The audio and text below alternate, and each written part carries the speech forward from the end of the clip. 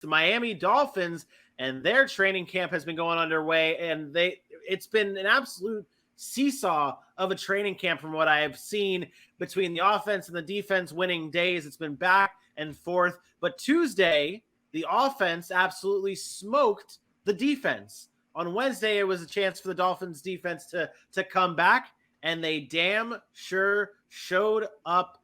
Aaron, actually, AJ, this is going to you. Who on the defensive side of the ball for the Miami Dolphins during camp has stood out to you? So this may be a name not many people know of, but I'm going with Trill Williams, the young kid who's stepping up real big. He's been all over anybody they've basically lined him up on.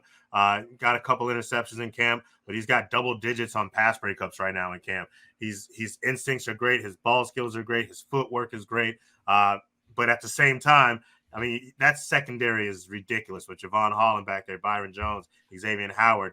There's a lot of people ahead of you for you to even make a play on the game. So with that being said, what he's doing is good. It may offer him a spot on the roster, but I mean, barring injury, it's one of those. He's one of those guys that if he makes a spot, if he gets the roster, he's going to be in those deep situations, those dimes, those 4-back type of situations. I don't think you see him coming in and taking second cornerback reps or even slot reps or anything of that nature. So. But for right now and what they need for these young guys to step up, Trill Williams has looked really good over the past couple of days. I like how you brought up a training camp stat. That's my favorite part. Hey, man, I got you, bro. I know what we like around here. Hey, training camp stats are what matter. Hey, 11 for 11 right there. The training camp stats, pass breakups during camp is a good stat though. That actually does mean more for a defensive back or quarterback than a quarterback because that means that they're seeing the ball well, they're making plays, and they're being aggressive. That's a good thing. What do you good over laughing about giggly bits?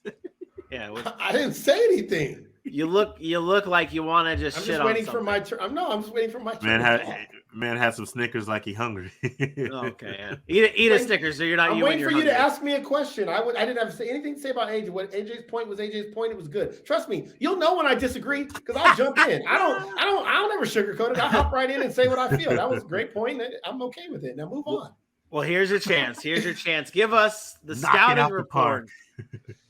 Tua Tagovailoa, big conversation. Give us the scouting report on how he has looked so far in camp, Aaron.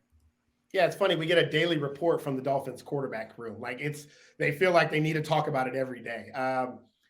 He's been good, to be honest. A lot of the conversations around him has been good. For the first day of padded practice, which was, I believe, yesterday or the day before yesterday, he had his strongest performance of the camp. So he had a really good performance. And then yesterday, so the day before yesterday was good. Yesterday, it wasn't so great. Since you like numbers, he went 10 of 16. He had one really nice throw. But look, this boils down to just the lack of confidence that everybody has in Tua.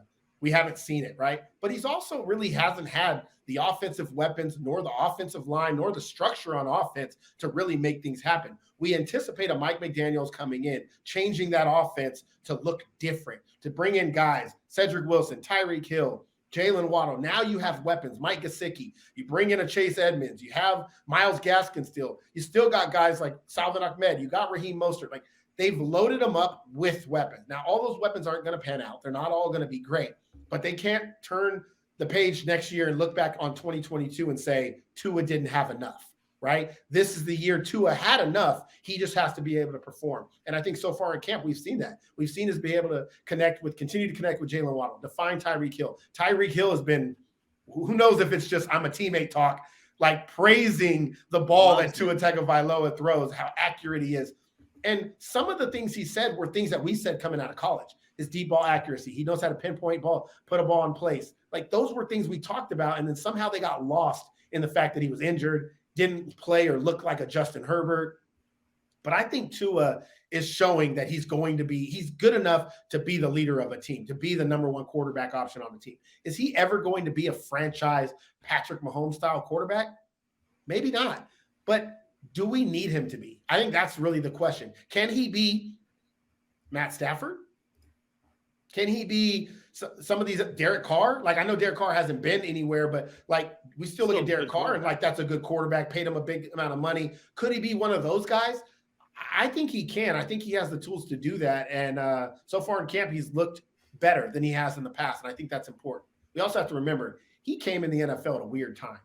Rookie year, free agent, or Ryan Fitzpatrick was there. That whole thing played out. Then we had COVID, no off seasons. Like, we forget that quarterbacks need those off seasons in order to really grow. Some of these players that came in 2020, 2019, 2020, and 2021, they are a little bit behind some of those other guys. So give him another year. We see what he's working with this year, but I like what I've seen so far in camp.